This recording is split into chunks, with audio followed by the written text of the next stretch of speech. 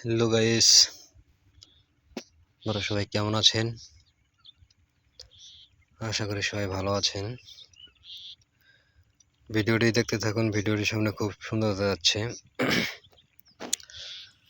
আসলে আমি যে কাজ করি শুধু হচ্ছে ভুট্টা খেতে পানি দেওয়া, আর কোনো কিচ্ছু না। এই যে মেশিনটা দেখতেছেন, এটা মনে হয় 5 ঘোড়া কি 6 ঘোড়া মেশিন।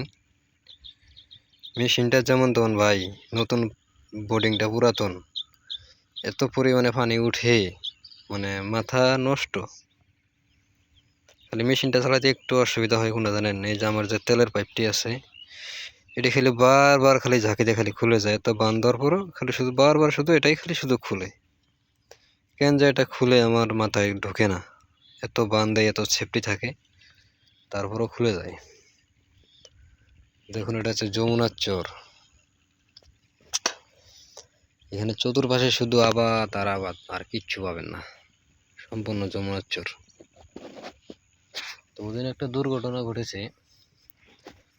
আমরা টিউবওয়েলটা লাগাই গেছি, দেখবেন চরে এসে ভেঙে দিয়ে চলে গেছে। দেখছেন, খোলার চেষ্টা করছে, সে খুলতে পারেনি আমার মনে হয়। খোলার আগে ভেঙে গেছে। নতুন টিউবওয়েল খালি 1600 টাকা দিয়ে মাত্র কিনে আনা হয়েছে।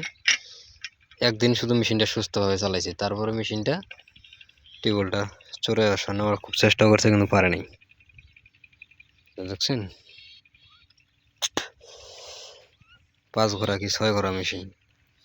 পাম্পটা মাশাআল্লাহ খুব সুন্দর, খুব দ্রুত পানি ওঠে। Auto pump.